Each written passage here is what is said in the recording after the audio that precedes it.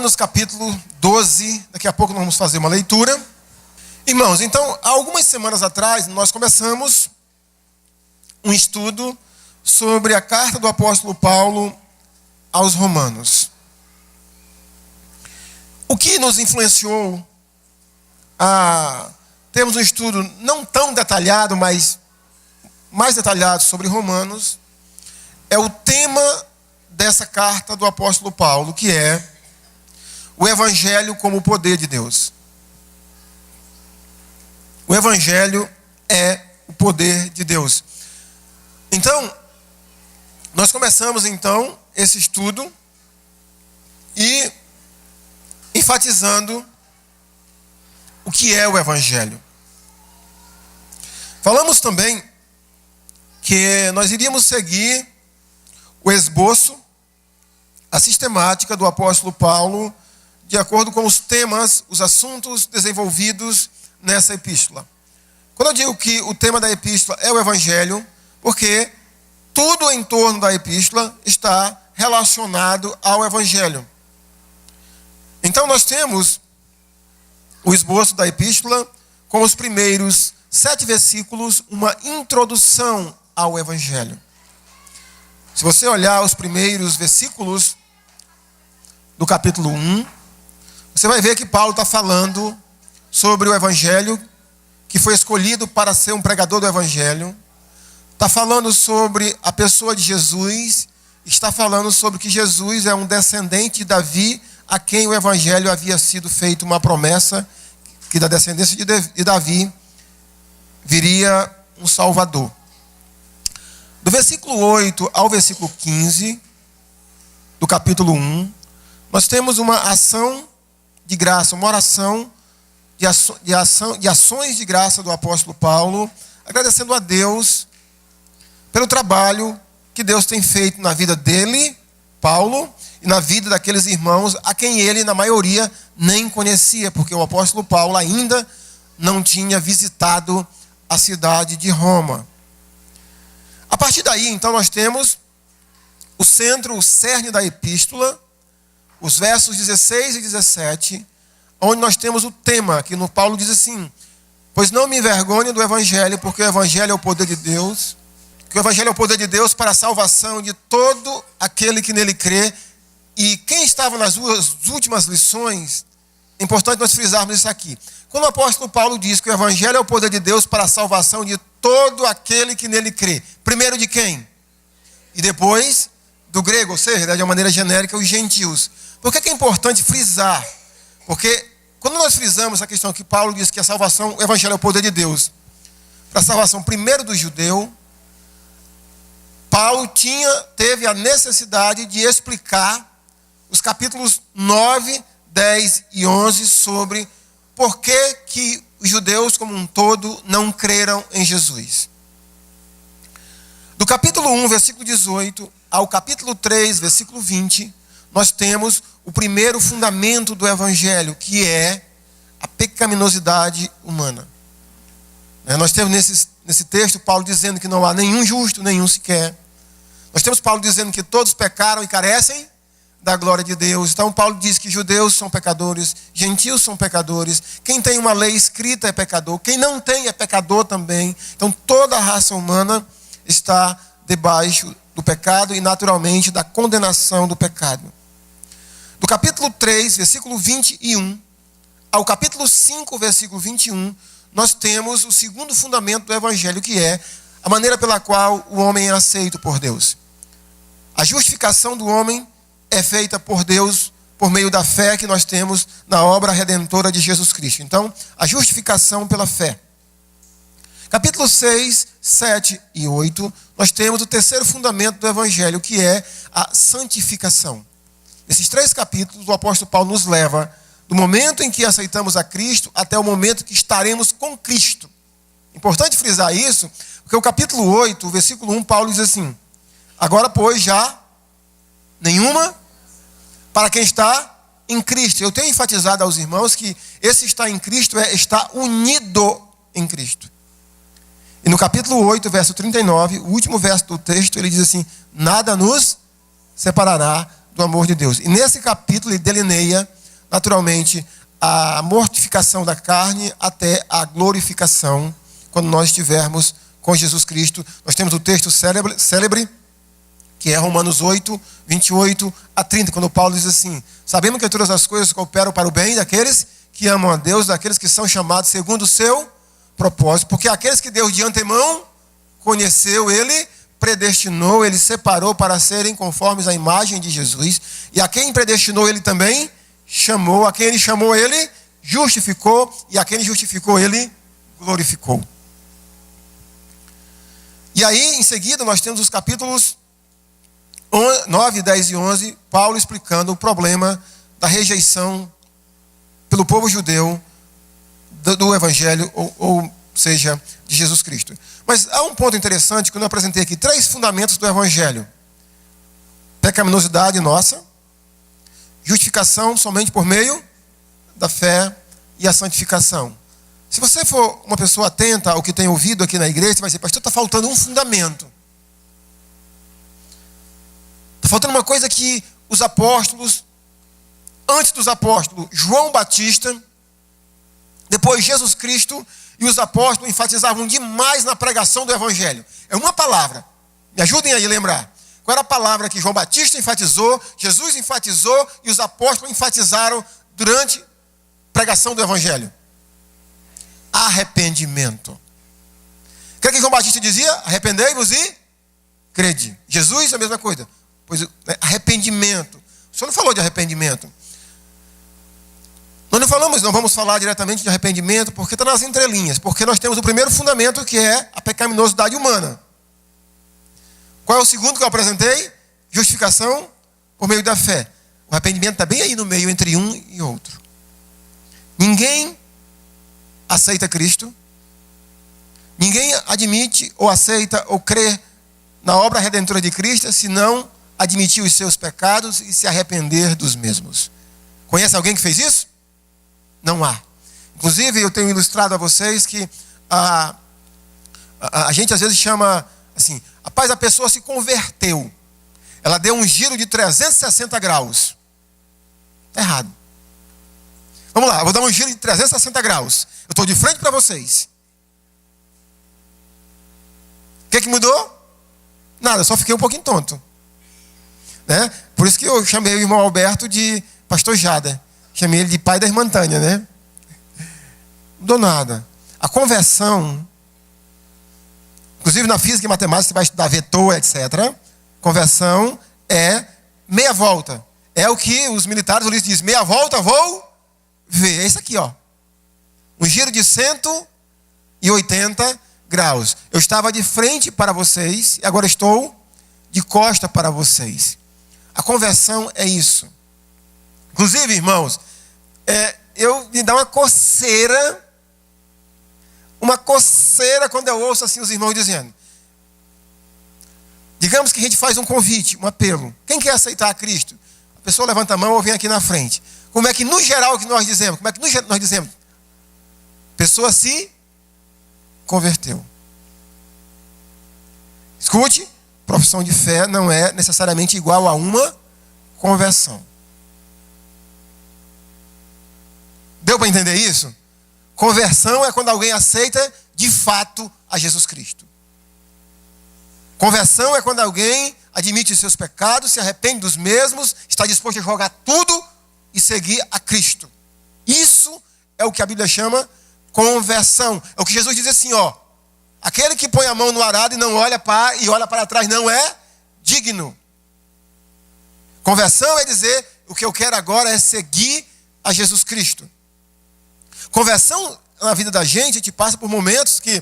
Eu tenho uma passagem entre Jesus e Pedro que eu acho fantástica. Se fosse eu que dissesse aquilo a um de vocês, você dizia: esse pastor é ignorante. Capítulo 6 de João, Jesus dá um discurso duro, dizendo que ele é o pão da vida, é o pão que desceu do céu, e quem não comer a sua carne, não beber o seu sangue, não terá parte no reino de Deus. Quando ele termina esse discurso, a Bíblia diz que quase que todos os seus seguidores, discípulos, passaram ou não continuaram a seguir. Abandonaram Jesus. E Pedro chegou para Jesus e disse assim: Senhor, tu está vendo aí? O pessoal não está gostando do teu discurso não, da tua oratória não. O que Jesus responde para Pedro? Tu não quer ir também não, Pedro? Tu não quer ir também não? Aí Pedro responde para Jesus: Senhor, para quem iremos? Tu tens as palavras da vida eterna. É difícil seguir Jesus, irmão? Sim ou não? É. Mas eu diria, irmãos, é muito pior viver essa vida sem Jesus. Amém? É muito pior. É muito pior. Com Jesus nós temos uma esperança, o que a Bíblia fala.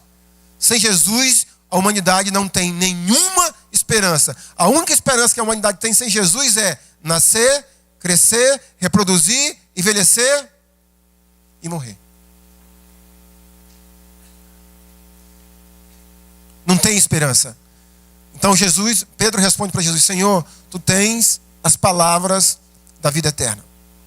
Então, hoje, irmãos, nós vamos entrar no último ponto, não é que seja a última lição, tá? Mas o último ponto do esboço de Romanos. Tá? Esse último ponto, irmãos, da carta do apóstolo Paulo aos Romanos é o modo de viver de quem é justificado pela fé. Como deve viver? Como deve andar cada cristão, cada pessoa a quem Deus conheceu, predestinou, chamou, justificou, glorificou? Como deve ser, como deve viver cada pessoa a quem foi aceito por Deus por meio da fé? E essa parte do livro, melhor dizendo, da carta, começa no capítulo 12, versículo 1, vai até o capítulo 15, versículo 13, tá? O próximo assunto de Paulo é, em outras palavras, gente, vamos sair da teoria e vamos para a prática. Seria mais ou menos isso que Paulo faz em todas as suas epístolas, com exceção de 1ª, 2ª Timóteo e a epístola a Tito, que são epístolas pessoais, são cartas pessoais. Mas em todas as outras epístolas, se você observar, o apóstolo Paulo sempre no começo ele dá o fundamento do que nós somos em Cristo. A gente vai observar, Efésios é a epístola que a gente mais observa isso. Em Cristo, em Cristo, em Cristo. Por exemplo, Paulo diz em Efésios 2 que nós em Cristo estamos assentados nos lugares celestiais, acima de principados, de potestades. Mas no capítulo 4 de Efésios, Paulo diz assim: andai conforme a vocação a que vocês foram chamados. Romanos 12, ao capítulo 15, versículo 13, é o que Paulo fez, o apóstolo Paulo fez em todas as outras epístolas, às igrejas. Agora, vocês que são tudo isso em Cristo, amados de Deus, que nada pode separar você, eu, do amor de Deus. Como é que nós temos que andar? O modo de viver do cristão. Hoje nós vamos ler e dar uma observada no capítulo 12, que é o que Deus espera dos seus filhos vivendo em comunidade. O que Deus espera de mim e de você vivendo em igreja. Deixa eu fazer uma observação. Alguns dias atrás, os jovens, 2 adolescentes me interpelaram ali brincando. E eles disseram assim para mim: pastor, por que a gente tem que vir para a igreja se nós já estamos salvos? Já pensaram assim? Eu acho que tem alguns que fazem isso, né? Por que eu tenho que ir para a igreja? E a gente ficou brincando. Irmãos, não existe um cristão sem uma igreja. Se eu chegasse para vocês e dissesse assim: gente, olha, eu nasci no Rio de Janeiro, não foi o caso. Eu nasci aonde, Ulisses? Canadá, Montreal. Eu nasci no Rio de Janeiro. Gente, da minha geração, lá no Rio de Janeiro, na cidade de Rio de Janeiro, eu era o melhor jogador de futebol que tinha no Rio de Janeiro. Quem acreditava nessa história? Quem acreditaria? Ninguém. Porque quem tem mais ou menos a minha idade, ou tem um pouco menos, ia perguntar qual foi o time que o senhor ou que você jogou. todo bom atleta, seja de qualquer modalidade, seria bom mesmo ele ter um time ou não tem? Tem ou não tem? Tem. Ah, eu sou o velocista, né, maior do Acre ou do Brasil. Qual foi a Olimpíada que você participou? Da mesma forma, irmãos, é a vida cristã. Deus salva pessoas, geralmente, nem sempre, mas geralmente no contexto igreja. E quando não é no contexto igreja, Deus coloca essas pessoas numa igreja. Você conhece a parábola do bom samaritano? Conhece? Sim? Quando o bom samaritano salva aquele homem que estava morrendo lá à beira do caminho, ele leva aquele homem para um lugar chamado hospedaria, certo? E quando ele, o bom samaritano, toma os primeiros cuidados com aquele homem, cuida dele, passa duas coisas: vinho e azeite. Leva ele para a hospedaria e diz assim para ele: fique aí. Fique aí.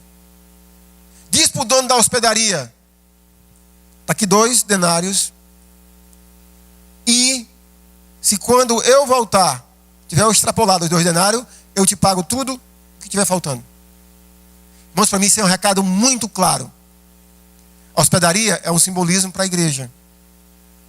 Aquele homem que estava morrendo, era eu e você, que já estávamos mortos. O óleo e o vinho, azeite, óleo e vinho, não é azeite, é óleo que é o vinho, aliás, o óleo que é o azeite. É um simbolismo para o Espírito Santo e para o sangue de Jesus. Jesus diz assim para mim e para você: fique na igreja e só saia quando eu voltar. Você não tem alta.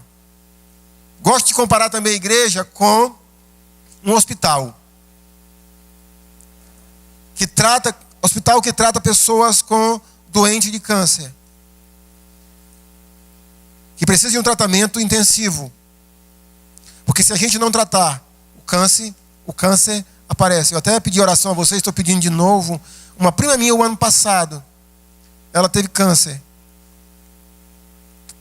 Trator do câncer. Foi diagnosticada curada. Ela teve problemas em consequência do tratamento do câncer, de trombose. Tem sofrido muito. Voltou agora para Rio Branco. Fizeram novos exames e o câncer voltou. O pecado é bem semelhante. A gente precisa tratar dele. Como disse Jesus, vigiar para que não entreis em tentação. Então, a igreja, irmãos, irmãs, é algo indispensável na vida de alguém que de fato foi justificado. Eu tenho senhora? Hebreus 10, 25. Não deixai-vos de congregar, como é costume de alguns. Eu tenho dúvidas, irmãos, na conversão de pessoas que não gostam da igreja. Eu tenho dúvidas. Igreja tem problemas, sim ou não? Como tem? Igreja tem hipócritas? Como tem? E quando alguém diz assim: eu não vou para a igreja porque lá só tem hipócrita, eu digo: venha, tem lugar para mais um. Né? Tem lugar para mais um. Eu quero ver quem diz amém agora. Você também é um hipócrita, sim ou não? Eu também sou. Todos nós, irmãos, não estamos na Rede Globo porque a Rede Globo não sabe o talento que nós temos para o teatro. Somos hipócritas. Sim. Sim. E o pastor Marcos até trouxe uma palavra alguns dias atrás, mas essa igreja cheia de defeitos, como é que Deus vê? Pura, sem ruga, sem mácula. Então, a última parte desse esboço é como nós, como vivendo em comunidade. Ainda hoje, o nosso dirigente, o irmão James, falou assim: dê um abraço na pessoa que está do seu lado. Geralmente, quem é casado, está com a esposa, com o esposo, filhos perto. Mas às vezes não. Mas essa esposa, eles são o que nosso? Antes de ser esposa e esposa? São irmãos. Eu digo muito isso para casais que estão querendo se matar um ao outro. Eu digo muito isso para casais que estão separando, inclusive, que estão odiando um ao outro. Eu digo para eles, nunca esqueçam que antes de vocês serem marido e mulher, antes de vocês serem agora inimigos um do outro, vocês são irmãos. Vocês são irmãos.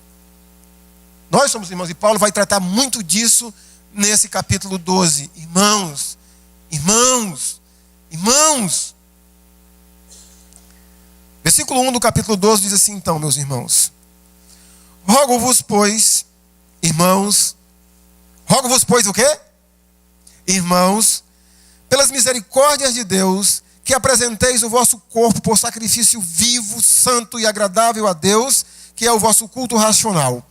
E não vos conformeis com este século, mas transformais-vos pela renovação da vossa mente, para que experimenteis qual seja a boa, agradável e perfeita vontade de Deus. Porque, pela graça que me foi dada, digo a cada um dentre vós que não pense de si mesmo além do que convém. Antes, pense com moderação, segundo a medida da fé que Deus repartiu a cada um. Porque assim como num só corpo temos muitos membros, mas nem todos os membros têm a mesma função, assim também nós, conquanto muitos, somos um só corpo em Cristo e membros uns dos outros. Tendo, porém, diferentes dons, segundo a graça que nos foi dada, se profecia, seja segundo a proporção da fé, se ministério, dediquemo-nos ao ministério, ou que ensina, esmere-se no fazê-lo, ou que exorta, faça-o com dedicação, o que contribui com liberalidade, o que preside com diligência, o que exerce misericórdia com alegria. O amor seja sem hipocrisia, detestai o mal, apegando-vos ao bem. Amai-vos cordialmente uns aos outros com amor fraternal, preferindo-vos em honra uns aos outros.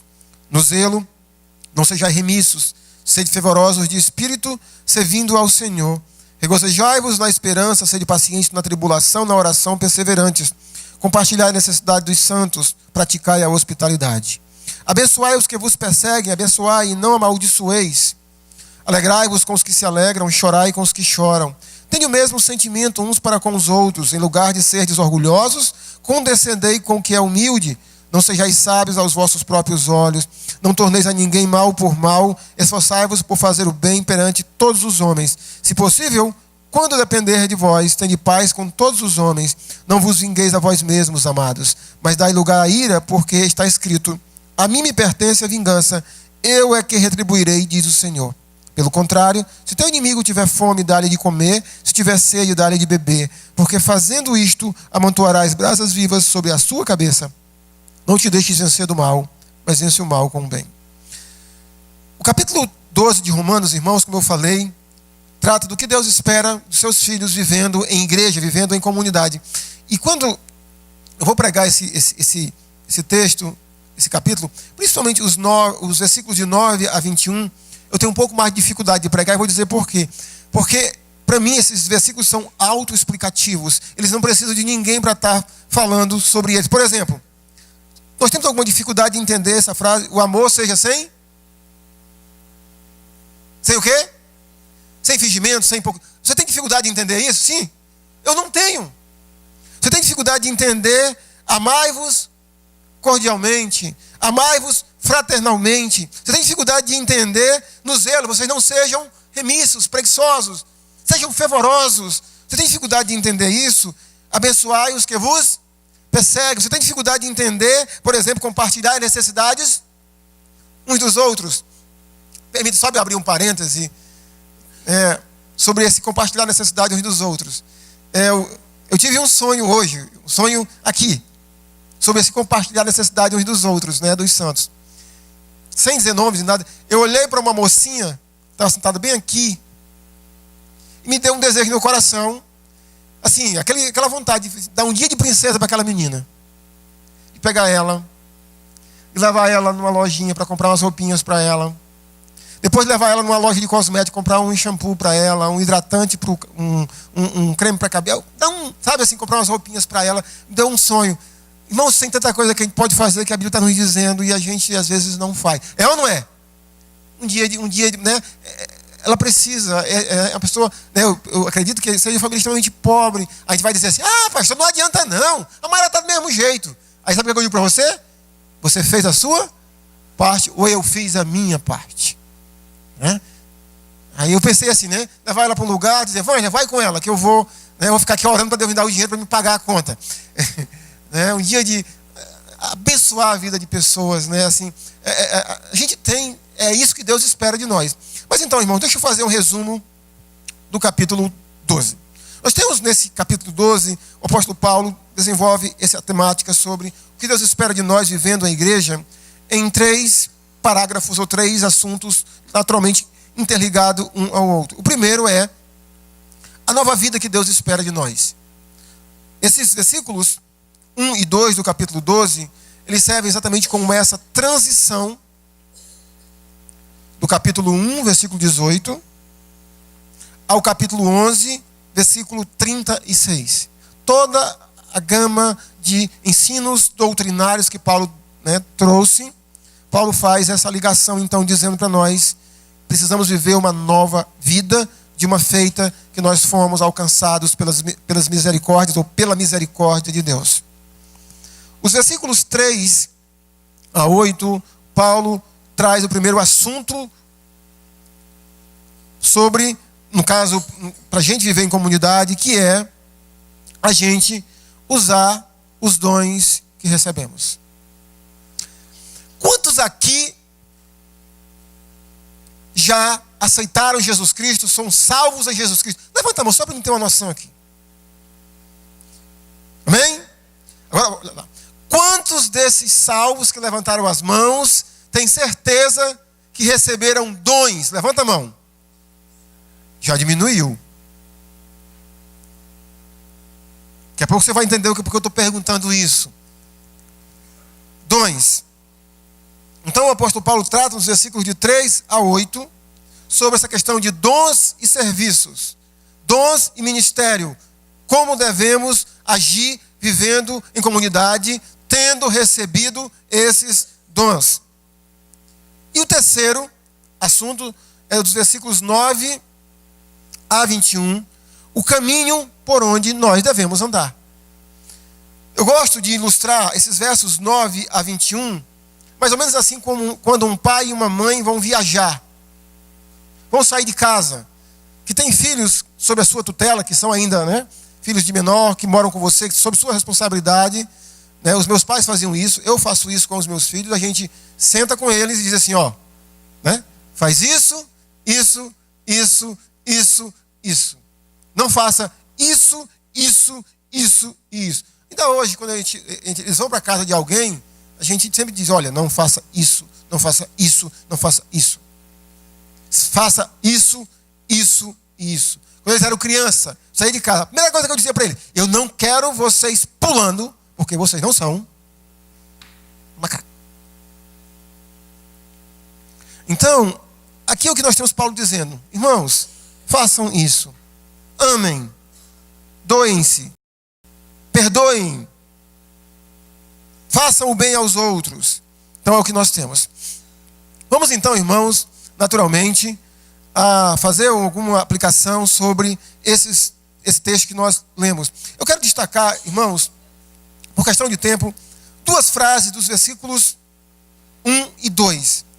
A primeira frase que eu quero destacar é essa aqui. Versículo 1. Rogo-vos, pois, irmãos, pelas misericórdias de Deus, que apresenteis o vosso corpo por sacrifício vivo, santo e agradável a Deus, que é o vosso culto racional. Mas a frase que eu quero destacar é que apresenteis o vosso corpo por sacrifício vivo, santo e agradável a Deus. No capítulo 6, versículo 1, o apóstolo Paulo diz assim, como é que nós vamos viver no pecado se nós já morremos para o pecado? E aqui, o apóstolo Paulo, quando faz a transição entre a teologia, entre a doutrina e a vida prática, como devemos andar, ele apresenta exatamente isso, ele faz um pedido. É como se Paulo estivesse de joelhos dizendo para a igreja assim, agora meus irmãos, vocês precisam fazer isso. Esse rogo-vos é um pedido insistente,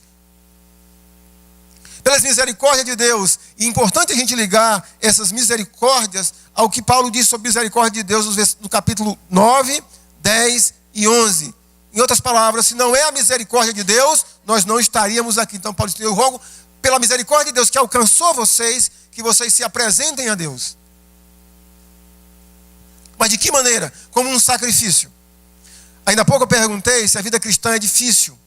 E quem de fato procura viver uma vida cristã, sabe que é difícil. Por que ela é difícil? Porque é uma vida sacrificial.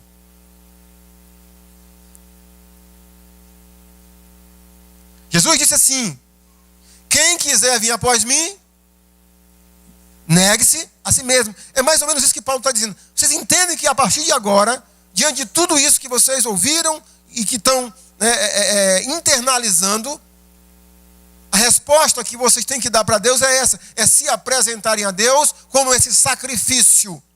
E não é só hoje. Hoje eu me sacrifico.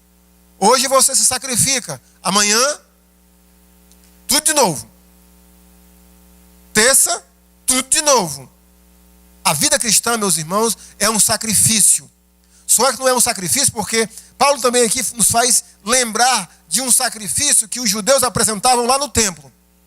Eles levavam um sacrifício vivo, mas depois o sacrifício era morto.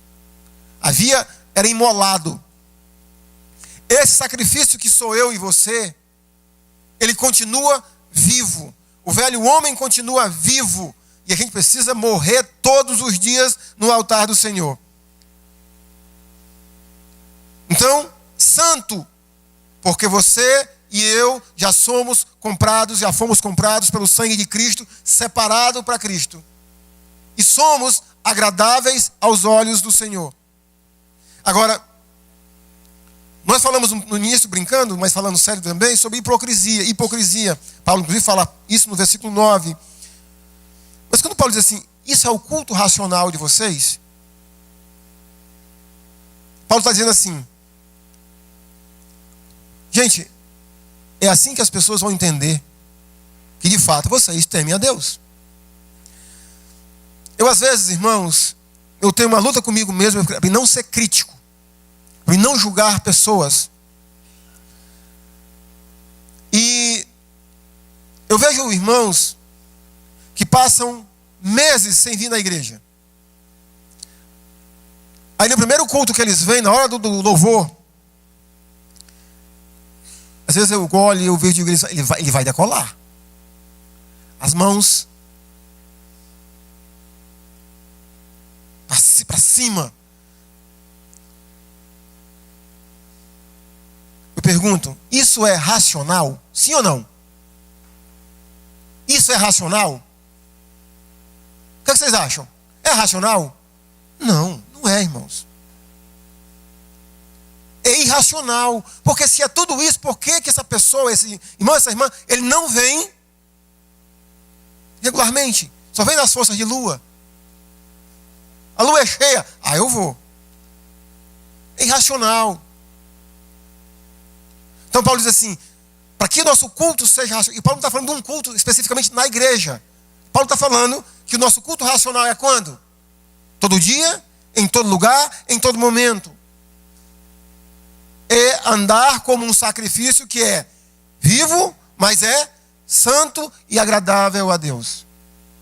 A segunda frase, irmãos, que eu quero destacar do versículo 2 é assim: e não vos conformeis com este século, mas transformai-vos pela renovação da vossa mente.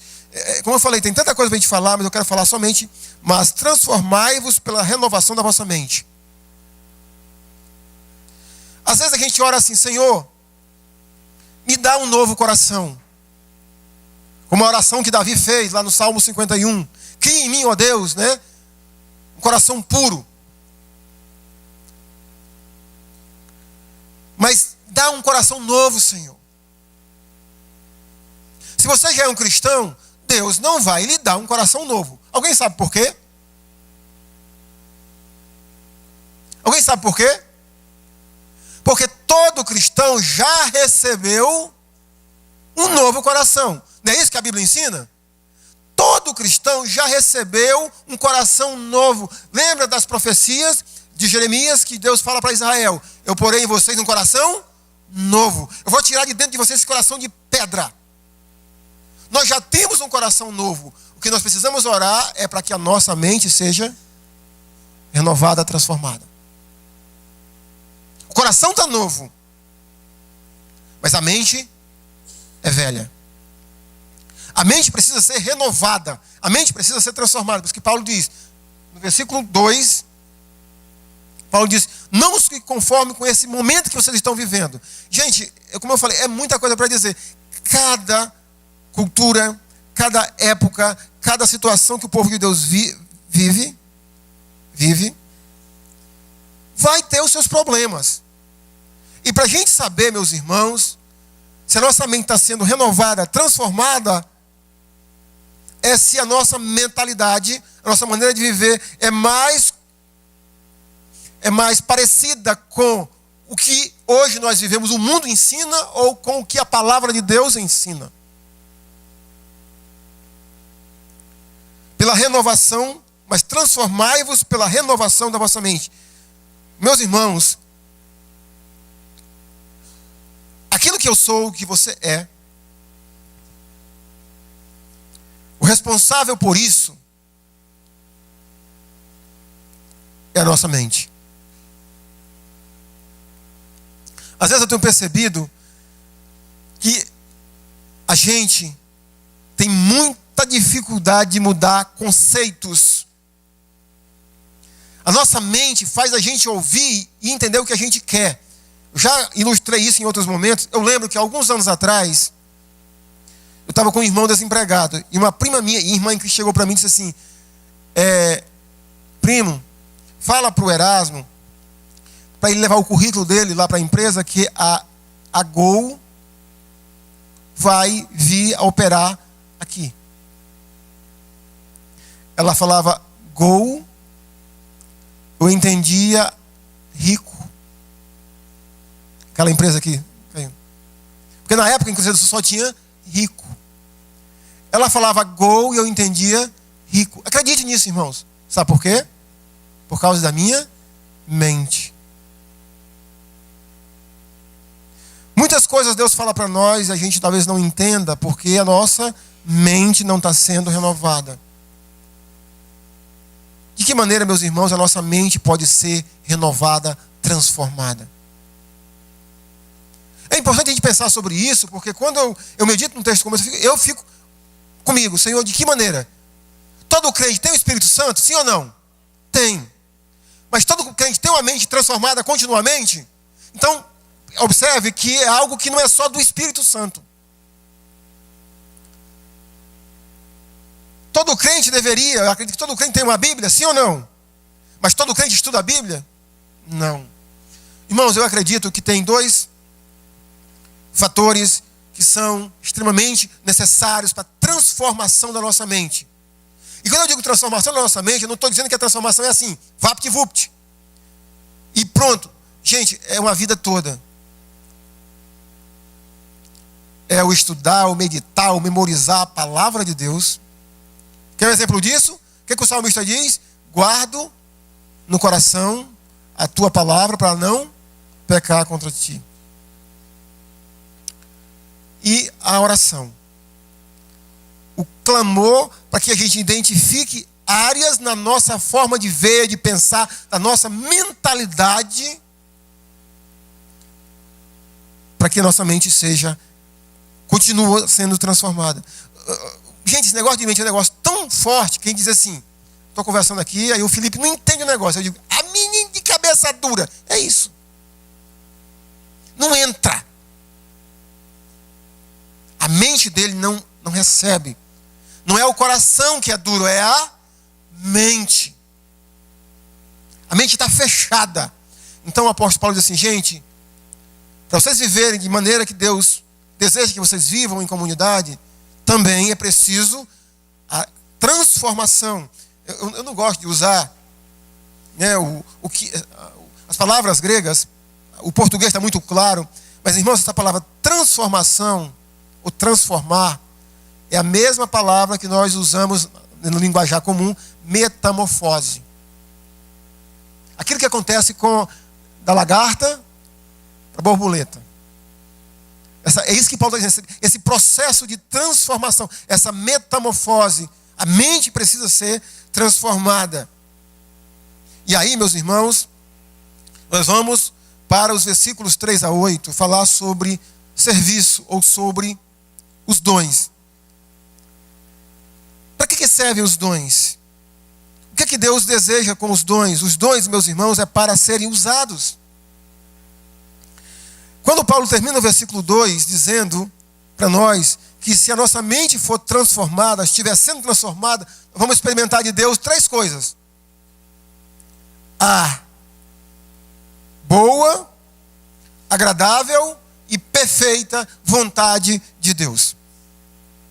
E aí nós chegamos no versículo 3, você diz assim, mas pastor Paulo não mudou de assunto? Olha só, porque pela graça que me foi dada, digo a cada um dentre vós, que não pense de si mesmo além do que convém, antes pense com moderação, segundo a medida da fé que Deus repartiu a cada um. O que tem isso a ver, pastor? Agora, leia comigo o versículo 4. Talvez você vai entender o versículo 3 agora. Porque assim como num só corpo temos muitos membros, mas nem todos os membros têm a mesma função, assim também nós, conquanto muitos, somos um só corpo. Em Cristo e membros uns dos outros. Irmãos, em poucas palavras, para explicar o versículo 3, Paulo está dizendo, por meio dos versículos 4 e 5, aquilo que eu falei sobre a brincadeira dos jovens. Se eu sou salvo, por que eu preciso estar numa igreja? É isso que Paulo está explicando para nós, porque não existe vida cristã independente. Não existe vida espiritual sozinho, é isso que ele está dizendo. Ele diz, olha, não pense de si além do que convém. Por quê? Porque todos nós somos membros de um corpo. E da mesma maneira que num corpo, todos os membros, todos os órgãos estão interligados e dependem um do outro, assim é você e eu. E para que esse corpo funcione bem, para que esse corpo possa estar bem, nós temos aqui pessoas, irmãos e irmãs na área de saúde. Eu não vou me atrever a falar sobre corpo no sentido, mas na área da ciência, eu não quero agredir vocês, mas a gente sabe que para que um corpo funcione bem, é preciso que todos os órgãos, os membros do corpo estejam funcionando bem. Eu já ouvi várias vezes anúncio de pessoas que morreram. O mais natural é que toda pessoa que é justificada pela fé, além da salvação, ela também recebeu dons. Para quê? Para serem usados. Em benefício de quem? Do próprio corpo que é a igreja. Agora imagina só. Se eu tenho dom e não uso, eu estou, como é que eu diria, sobrecarregando quem está mais perto de mim. E é possível que ela deixe de funcionar porque eu estou sobrecarregando. E vou levar à falência desse outro órgão ou membro. E vai passando assim, de um para o outro.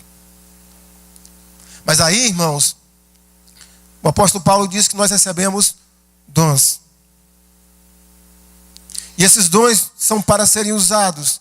A gente não vai entrar nos méritos, mas eu só quero citar aqui os dons que Paulo citou. São 7. Profecia,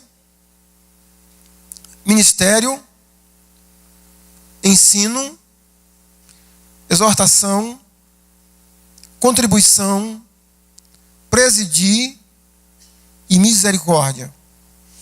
Primeira nota sobre os dons. Primeiro, Paulo não está dizendo que tudo isso aqui são somente esses dons, que estão tudo aqui. Ele apresenta alguns. Segundo,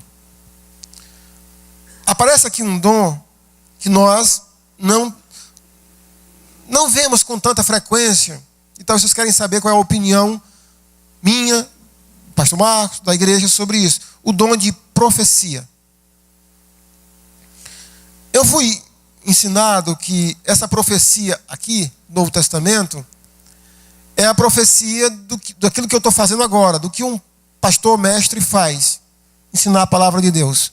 Não é. É profecia na essência da palavra. Todo mundo entende, né? É profecia mesmo.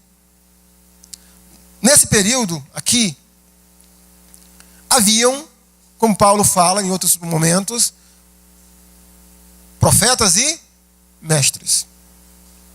Alguém que Deus usava para revelar situações, coisas do futuro. E talvez sua pergunta seja assim, mas pastor, qual é a sua posição? A minha e meu irmão continua a mesma do Novo Testamento. Eu sou aberto para qualquer dom, mas eu sou cauteloso.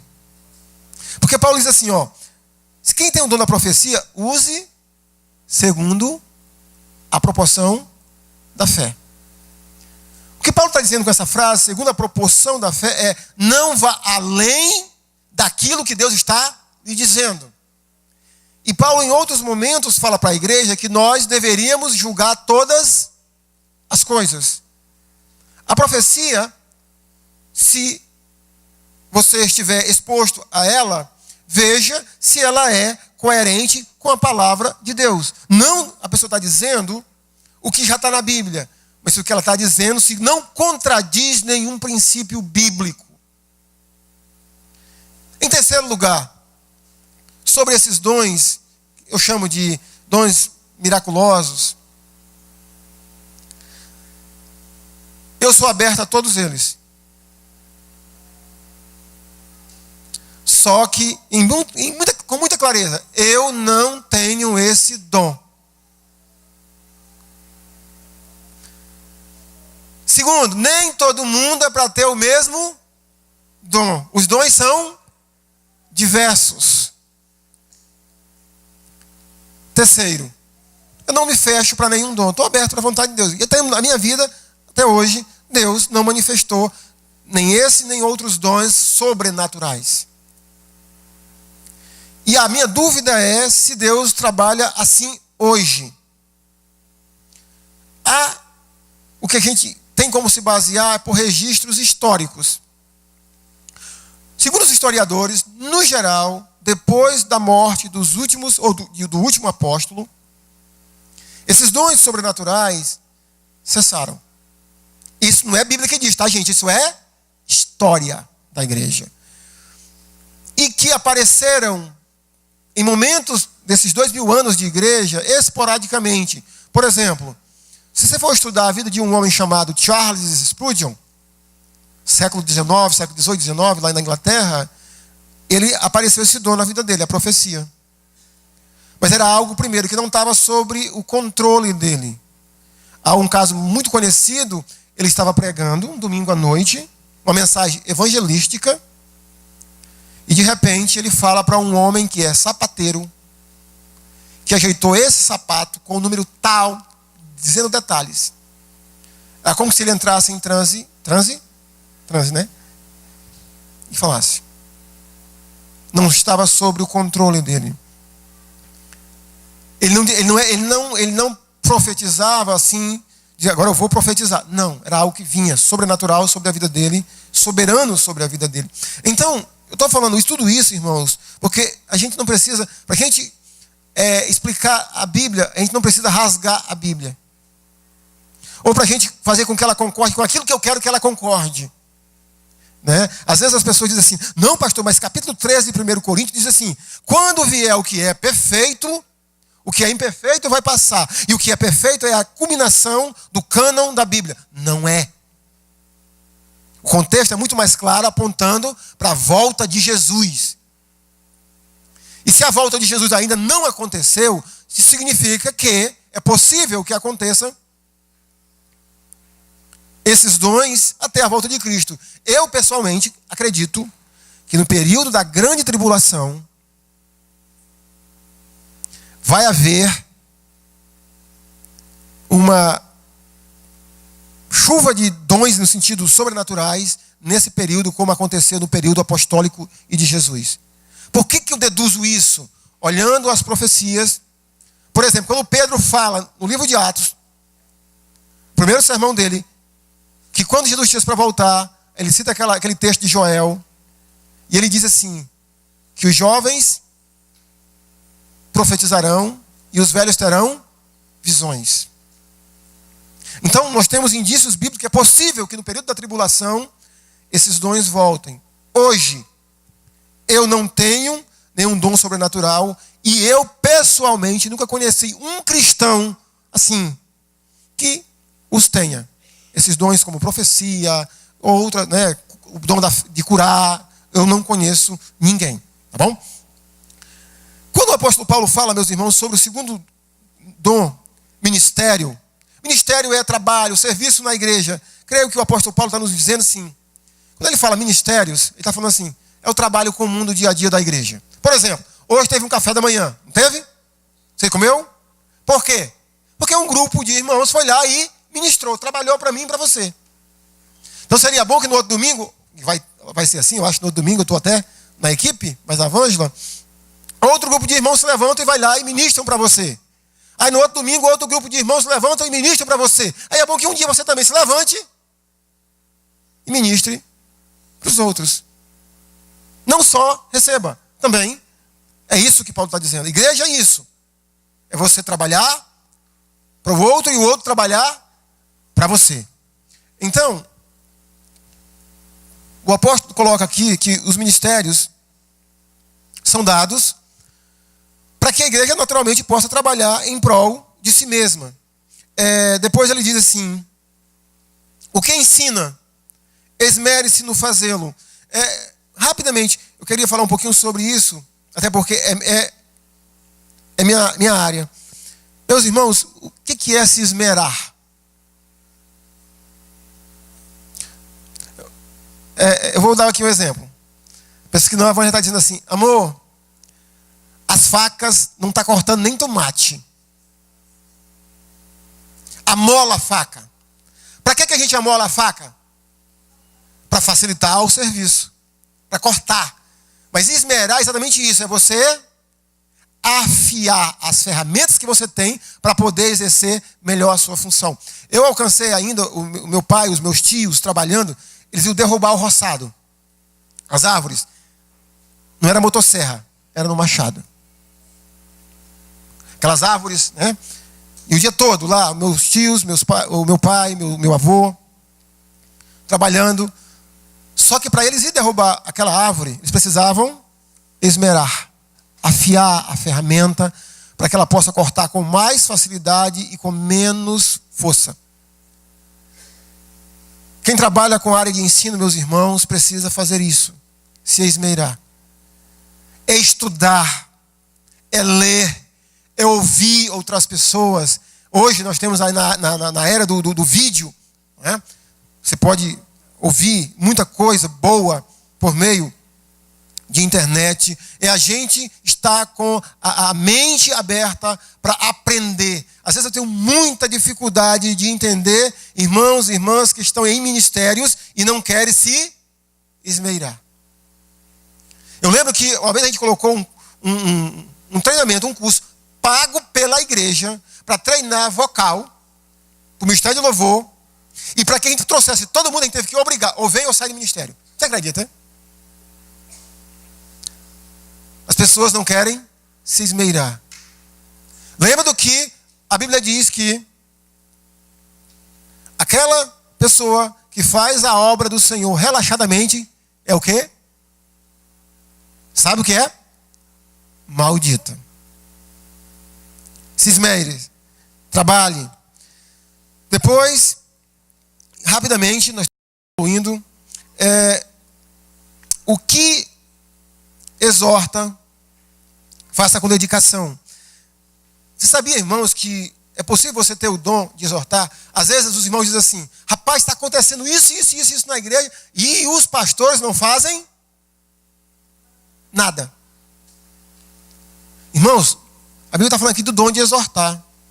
E o dom de exortar é você olhar para o irmão que está fazendo uma coisa errada, ou que de repente não está nem fazendo uma coisa errada, ele está fraco, ele está triste, desencorajado, você chega para ele assim, você senta com ele E meu irmão, por que tu está dormindo o culto todinho? Tu não dormiu essa noite, não. Tu não está dormindo, não, tá, Felipe? É brincadeira. Irmão, eu estou percebendo que tu está tão triste. O que está acontecendo? A Gisele tem te judiado? O dom de exortar. Irmão, levanta essa cabeça, irmão. Irmão, coloca essa... seja macho, meu irmão. Reaja, Fernandinho, né? Reaja, Derbal. Então, sai dessa. É uma palavra de encorajamento. A igreja precisa fazer uns com os outros.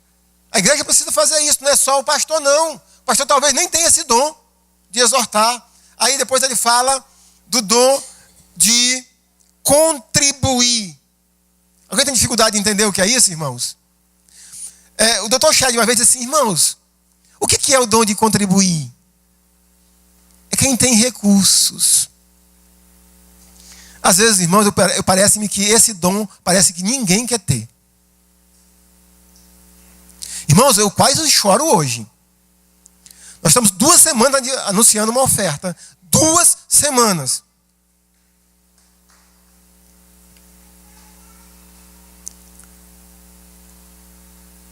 E aconteceu o que aconteceu. Eu não sei nem cadê o irmão Clodomir. O senhor contou, irmão, a oferta? Ainda não, né? Tomara que tenha dado menos de 74 para inteirar 500. Dom de contribuir. É claro que eu não tenho tempo aqui de contribuir desde sonhos para quem precisa, contribuir com a obra de Deus, ajudar a obra de Deus. A obra de Deus precisa. E o dom de contribuir, irmão, é diferente de dízimos normais. Aí ele fala do dom de presidir, o dom de liderança, o dom de diligência e de misericórdia. Meus irmãos, para a gente fechar essa lição de hoje, é importante que a gente entenda isso aqui. Os dons Deus nos deu para serem usados. Todos nós recebemos dons, todos. É bem provável que muitos de nós talvez nem saibamos que temos dom ou dons. Pastor, me dê um conselho, como eu posso descobrir os meus dons? Faça o que o apóstolo Paulo diz no versículo 1 e 2. Em primeiro lugar, apresente como sacrifício santo. Não, primeiro é vivo, santo e agradável. Depois, transforme a mente pela renovação da palavra de Deus, que você vai conhecer o que Deus tem para você, para que você possa conhecer a boa, perfeita e agradável vontade de Deus. Em segundo lugar, meus irmãos, se você sabe já algumas áreas de dons que Deus te deu e você não usa, eu queria que você soubesse uma coisa muito simples. Eu estou em pecado. Irmãos, tem tanto pecado que a gente não confessa. Eu nunca ouvi um crente orar assim, Senhor, me perdoa, porque eu estou sendo negligente com os meus dons. Eu não tenho usado. É pecado. E a terceira coisa, a Bíblia chama nos dons também de despenseiro. Você imagina só, você viaja, deixa seus filhos em casa com um mordomo, alguém para cuidar deles, e você deixa tudo na despensa, tudo. E você chega em casa, um mês depois seus filhos estão fracos, doentes, com fome, porque o despenseiro não abriu a despensa, tirou os alimentos para colocar para os seus filhos que você deixou.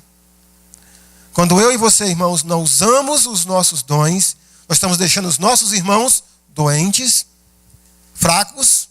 Isso não é só ilustração, é o que Paulo diz. Nós somos o quê? Um corpo.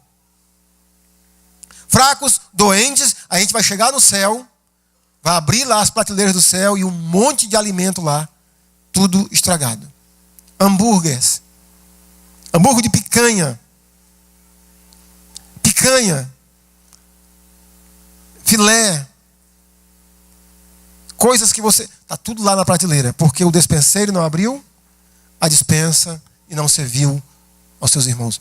Use o dom ou os dons que Deus te deu. Seja útil no reino de Deus. Amém? Fique de pé, vamos orar. E depois da oração, nossa escola dominical estará encerrada. Nosso Deus e Pai, nós te agradecemos mais uma vez por esse dia. Te agradecemos, meu Deus, pela oportunidade de podermos sermos expostos à tua palavra, a ouvir o que ela nos ensina, o que ela nos diz, o que ela nos orienta. Eu quero te pedir, meu Deus, nesse momento, por mim, minha família, nossa igreja, que o Senhor nos ajude, meu Deus, em primeiro lugar, a sermos criteriosos, zelosos com os dons que o Senhor nos deu. Peço, Senhor, que o Senhor nos ajude a sempre usarmos tudo aquilo que o Senhor nos deu em benefício da tua igreja, para que ela seja, meu Pai, saudável. Eu te peço, meu Deus, que o Senhor esteja sobre a vida de irmãos e irmãs que talvez sejam novos convertidos, que ainda não sabem exatamente o lugar ou os dons que o Senhor lhes deu. Que o Senhor lhes ajude a conhecerem, a descobrir os dons. Que o Senhor lhes ajude também, meu Deus, a poderem praticarem. Eu te peço, Senhor, que o Senhor abençoe essa igreja, dando a ela saúde, dando a ela, meu Deus, o desejo de cada vez mais ser essa igreja que tu nos vê como sem ruga, sem mácula, porém santa e sem defeito. Abençoa, meu Pai, o nosso dia. Nós te pedimos isso em nome de Jesus. Amém.